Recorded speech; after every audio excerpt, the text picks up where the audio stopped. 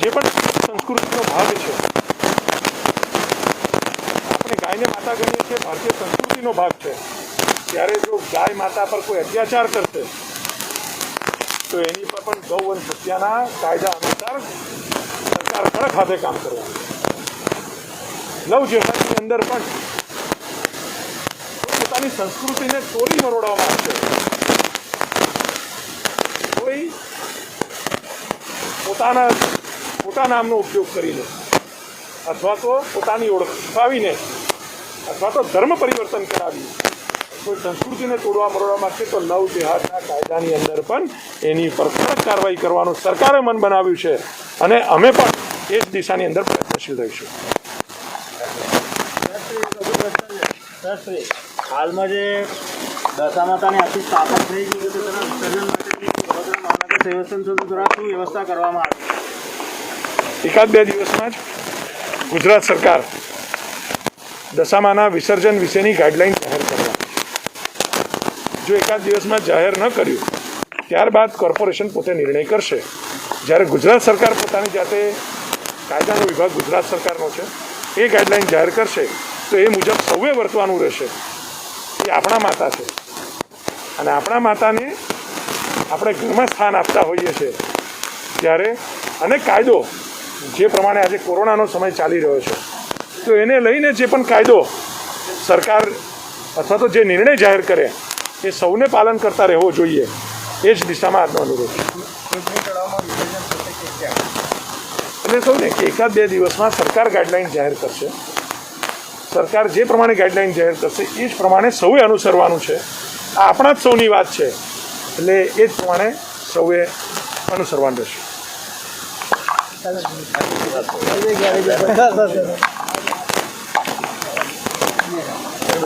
લાઈનમાં રાખો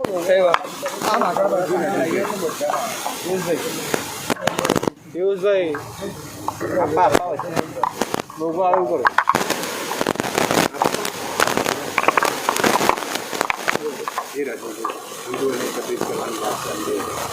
કઈ દિશામાં આગળ?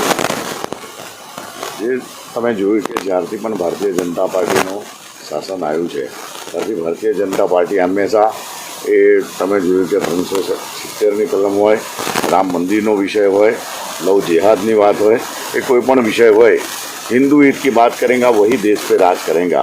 અને એના સંદર્ભમાં જ જ્યારે પણ કોઈ પણ વાત આવી છે ત્યારે કોઈ પણ મિલ મેક બાકી કર્યા વગર હંમેશા હિન્દુ હિતની વાત કરી. અને આજે અમને બી આનંદ છે કે અમારા વિસ્તારની અંદર, અમારા એરિયાની અંદર અને સમગ્ર દેશભરના જ્યારે હિન્દુ એકત્રિત, જ્યારે યુવાનો પણ દરેક વાર અલગ અલગ અને આજે જ્યારે વડોદરા શહેર નહીં પણ સમગ્ર વિશ્વના હિન્દુઓની ચિંતા લઈને આજે જે અમારા વિસ્તારની અંદર વિશ્વ હિન્દુ પરિષદ દ્વારા આજે બધા જ લોકોની જ્યારે નિમણૂક કરવામાં આવી છે હું સૌ લોકોને શુભેચ્છા પાઠવું છું. કારણ કે અમે હિન્દુ છે, અમારું અગ્નિ સંસ્કાર જ થવાનું છે. આજે નહીં તો આવતીકાલે અમારા ભારતની દુકાન ખાલી જ કરવાની છે. પણ હિન્દુની વાતને જો હિન્દુસ્તાનમાં રહી અને હિન્દુઓનો કોઈ વિરોધ કરે એને ક્યારે પણ મિલમેક આ દેશમાં રહેવાનો કોઈ અધિકાર નથી. અને જ્યારે પણ હિન્દુઓના ભાવનાત્મક વિષયો આવે ને હિન્દુઓના ધર્મની વાત આવે અને એમાં કોઈ છેડછાડ થાય અને જે રીતના જે લવ જેહાદની વાત કરી તો એવા વિષયોને ક્યારે પણ સંદર્ભમાં સાચી નહીં લેવાય. અને એના સંદર્ભમાં જ આજે દરેક યુવાનોએ જાગવું પડે. અને એ સંદર્ભમાં આજે જોઈ રહ્યા છો કે મોટી સંખ્યાની અંદર યુવાનો જાગૃત થયા છે. હું સૌ લોકોને ખૂબ ખૂબ અભિનંદન અને શુભેચ્છા પાઠવું છું કે એમને જ્યારે પણ જરૂર પડે આ વડોદરા શહેર તો હિન્દુઓની એવી ભૂમિ છે કે જ્યાં કોઈ એવું નામ નહીં દઈ શકે. પણ આજની તારીખમાં ખૂબ આનંદ છે કે સમગ્ર દેશભરમાં તેને કાર ગુજરાતના સૌ વડીલો પણ અહીં આવ્યા છે, સૌ સંતો બી આવ્યા છે. એ લોકોને સૌ લોકોને વંદન કરું છું. વંદે માતરમ, ભારત માતા કી.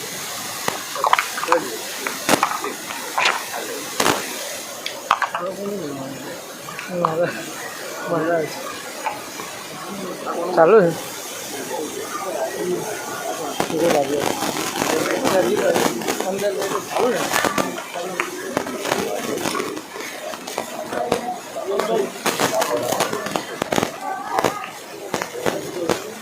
પ્રદેશ અધ્યક્ષ ચાલો.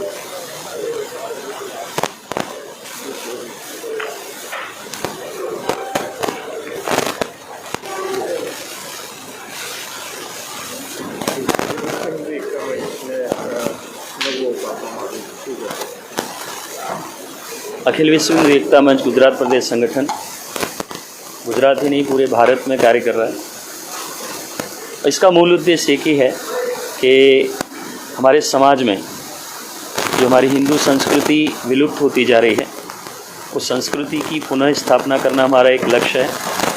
लोगों के संस्कृति के प्रति जागरूक करना, हमारे हिंदू और हमारा हिंदुत्व क्या है उसके बारे में लोगों को बताना ही हमारे संगठन का एकमात्र लक्ष्य है। और उसी के उद्देश्य से हम लोग यहाँ पर आए हैं।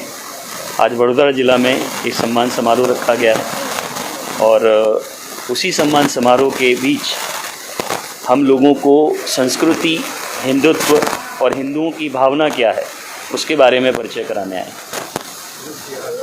जो अभी हाल फिलहाल काफ़ी चर्चा कर रहा है। जी सर जी, वो बहुत अच्छी बात है कि गुजरात सरकार और भारत सरकार ने मिलकर के लव जिहाद का जो कानून बनाया है उसके लिए हम अपने संगठन की तरफ से उन्हें बहुत बहुत धन्यवाद देते हैं। और जहाँ तक लव जिहाद के बारे में कहा जाए तो सर, अगर लड़के और लड़की के बीच अगर सम्मति होती है या फिर उसे हम कानूनन रूप से देखते हैं तो उसमें कोई व्यवधान नहीं है। लेकिन जब बात धर्म पर आती है और धर्म को लेकर के जब एक किसी गैर हिंदू धर्म के व्यक्तियों को इस लव जिहाद का कायदा जो है, लव जिहाद का जो प्रलोभन है वो लड़कियों को देकर के, खास करके गैर हिंदू जो धर्म हैं उनके धर्म स्थानों में ऐसे व्यक्तियों को लीगली उन्हें ट्रेनिंग दी जाती है। उन्हें लड़कियों को किस तरह से बहलाना वो सिखाया जाता है, आर्थिक मदद भी की जाती है। तो ये सारी जो प्रक्रियाएं हैं उनको रोकने का जो कार्य है वो हम लोग कर रहे हैं। साथ ही साथ धार्मिक स्थानों के बारे में हम कह सकते हैं कि अगर हम अभी नहीं जगे, अगर हमारा हिंदू नहीं जगा, हमने अगर अपने हिंदुत्व को नहीं जगाया तो वो दिन दूर नहीं है कि हमारे हिंदुस्तान में मंदिरों की संख्या धीरे धीरे घट जाएगी और मंदिरों के स्थान पर मस्जिदों की जो संख्या है वो दिन ब दिन बढ़ती चली जाएगी। हिंदुओं की एकता की बात की जा रही है, लेकिन दूसरी तरफ हिंदुओं की आस्था के साथ खिलवाड़ होते जा रहा है, क्या कहोगे? देखिए, हिंदुओं की आस्था के साथ जो अभी पूरे हिंदुस्तान में खिलवाड़ किया जा रहा है उसमें कई घटनाएं हम लोगों ने देखी, जैसे धार्मिक स्थानों को तोड़ना, पुजारियों की हत्या, जो धर्म से जुड़े हुए व्यक्ति उनको प्रताड़ित करना, ये सब कुछ हमारे देश में हो रहा है। लेकिन जहाँ हिंदू धर्म की बात आती है, अभी अभी जैसे बात हुई कि अयोध्या में जो राम मंदिर निर्माण हो रहा है, कभी कभी ऐसा होता है कि कुछ कानूनन बंदिशों को मद्देनजर रखते हुए हिंदू धर्म स्थानों को जगह बदली जाती है, उनका स्थान परिवर्तित किया जाता है। लेकिन क्या कभी किसी ने ये सोचा है कि बीच सड़क पर या बीच रास्ते पर जहाँ कहीं मस्जिदें बनी हैं उनको तोड़ने की प्रक्रिया कहीं होती है क्या? नहीं होती। हर वक्त हिंदू धर्म की आस्था को ही क्यों टारगेट किया जाता है? क्यों? फिल्मी दुनिया में, फिल्मिस्तान में जो विषय वस्तु बताई जाती है, धोखाधड़ी करने वाला तिलक लगाया हुआ ही क्यों बताया जाता है? किसी को टोपी पहने क्यों नहीं बताया जाता? असलों की तस्करी मंदिरों में क्यों बताई जाती है, मस्जिदों में क्यों नहीं बताई जाती? तो ये सारी जो विषय वस्तु हैं इन पर काम करना जरूरी है और ये लोगों तक पहुंचाना जरूरी है। बात की जाए तो अभी फिलहाल आने वाले दिनों में हिंदुओं के काफ़ी सारे त्यौहार आने वाले हैं। जी, दशहरा है, गणेश चतुर्थी। तो स्थापना तो होती है, लेकिन जब विसर्जन की बात आती है तो काफ़ी दिक्कतों का सामना करना पड़ता है, भक्तों को निराश होना पड़ता है। और देखा जाए तो जो भगवान की मूर्ति है उनको भी अपमानित किया जाता है, तो इसके बारे में आगे की रणनीति क्या है? देखिए, सबसे पहले तो मैं हिंदू धर्म से जुड़े सभी भक्तजनों से मैं हाथ जोड़ करके विनती करूंगा कि अभी जो हम मिट्टी की मूर्तियों की बात करते हैं कि जहां प्लास्टर ऑफ पेरिस की मूर्ति न ला करके मिट्टी की मूर्तियों की वो स्थापना करें। और ज़रूरी नहीं है कि हम उन मूर्तियों को विसर्जित करने के लिए बड़ी बड़ी जगह पर जाएं, लेकिन फिर भी जब हम जाते हैं तो कई सारी दिक्कतों का सामना हम लोगों को करना पड़ता है।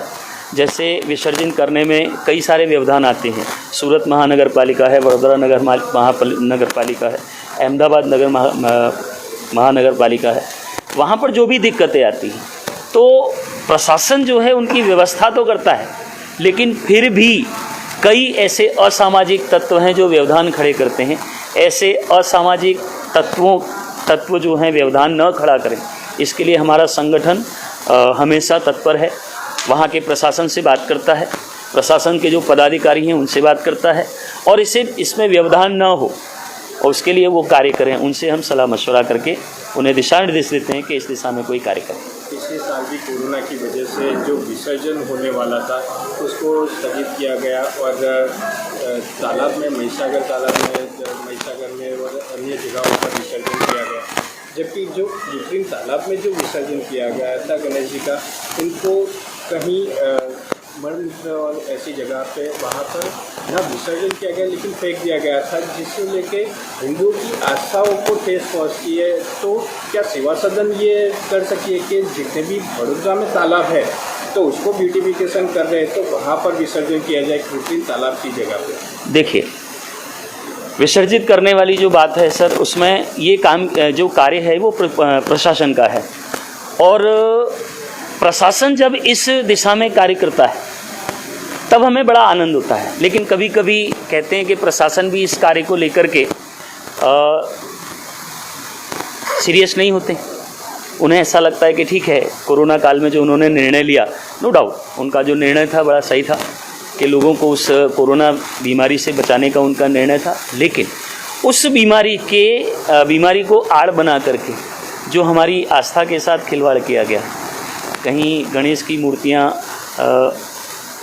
आधी अधूरी विसर्जित की हुई मिली, और फिर उनका क्या किया गया ये किसी को पता नहीं। हाँ, इस क्षेत्र में प्रशासन ये काम कर सकता है, कृत्रिम जलाशय का निर्माण कर सकता है, और वो कृत्रिम जलाशय इतने बड़े होने चाहिए, उनकी मर्यादा ऐसी होनी चाहिए कि जहाँ पर बड़ी से बड़ी जो मूर्तियाँ हैं वो भी विसर्जित की जा सकें। तो ये प्रशासन उस दिशा में काम कर सकता है। जी जी, जिस तरह से हिंदुओं को एकत्रित करने की बात है, क्या कहोगे? सबसे पहले तो मैं वडोदरा ज़िले के आपके जितने भी सोशल मीडिया तथा मीडिया कर्मी हैं उनकी तरफ से मैं गुजरात प्रदेश अध्यक्ष विनय शर्मा जी तथा मेरे कोमल सिंह भदौरिया जी, राजेश सिंह तथा राजू भाई, विहांग भाई, मैं आप सभी लोगों का हार्दिक स्वागत और अभिनंदन करता हूं और धन्यवाद देता हूं आप सभी लोगों को कि जो आज ये अखिल विश्व हिंदू एकता मंच के वडोदरा ज़िले के कार्यक्रम में आप लोग कवरेज कर रहे हो। आपने बहुत अच्छी मुझसे बात कही। अभी कोमल जी जो हमारे गुजरात प्रदेश संगठन मंत्री हैं, इन्होंने ऐसा एक चीज़ बताया नेचुरली, ये पावर में बताया कि भाई हिंदू मूर्तियों को विखंडित करके आधी अधूरी जो है कि तरह से जो है कि रोड पर जो है कि सड़कों पर छोड़ देते हैं। मैं एक चीज़ मैं आपसे बता दूँ, रियली जब से हिंदुस्तान भारत वर्ष के प्रधानमंत्री माननीय श्री नरेंद्र मोदी जी हुए हैं, तब तक मैं सिर्फ और सिर्फ हिंदू धर्म की भी बात नहीं करता हूँ। ऐसा नहीं कहता हूँ को हिंदू धर्म से हैं और हिंदू धर्म को प्रति प्रेम रखते हैं। उन्होंने ये किया है, किसी भी धर्म की उन्होंने तौहीनता नहीं की है, अपमान नहीं किया है। आज इस कोरोना काल के अंदर आप देखिए, अहमदाबाद के अंदर सबसे बड़ी जगन्नाथ यात्रा निकलती है, भगवान जगन्नाथ के जो है कि रथ को निकाला जाता है, उन्होंने उस रथ को कैंसिल नहीं किया। परंतु कोरोना काल के गाइडलाइंस के अंदर जो भी नियम आते, उस नियम के अनुसार उन्होंने जो है इस कार्यक्रम को सफल बनाया और हिंदुत्व और सनातन धर्म के प्रति प्रेम रखने वाले सभी लोगों का सम्मान किया और भगवान जगन्नाथ की यात्रा को गौरवमय यात्रा बनाकर पूरे गुजरात के अंदर घुमाई।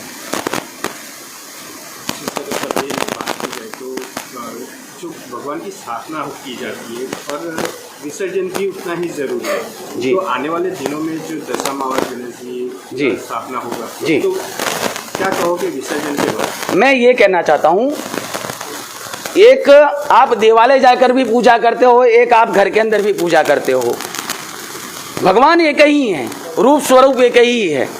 मैं ये कहना चाहता हूँ कि जो आधुनिक तरीके से मूर्तियां बनाई जाती है और हम लोग उसको रोड पर सड़कों पर रख करके चले जाते हैं, ये कदापि नहीं होना चाहिए। हमारे धर्म, हमारे भगवान और इस सनातन धर्म के अंदर जितने भी देवी देवता हैं वो हमारे सबके लिए आराध्य हैं, चाहे वो किसी भी जाति से हो। भगवान किसी की जाति में नहीं मानते हैं और नहीं हिंदू तो सच्चा हिंदू मानता है। मैं विशेष लोगों से यही अनुरोध करना चाहता हूं कि हो सके तो कृत्रिम जलाशयों का जो है कि निर्माण किया जाए और उसके अंदर मूर्तियों का विसर्जन किया जाए, जिससे मूर्ति भगवान हमारी सनातन धर्म की रक्षा तो होगी होगी। जो दुर्घटनाएं घटती है मूर्ति विसर्जन के समय में, नवयुवान जो नदियों के अंदर तालाबों के अंदर जो डूब जाते हैं, इसमें काफी सहायक होगा।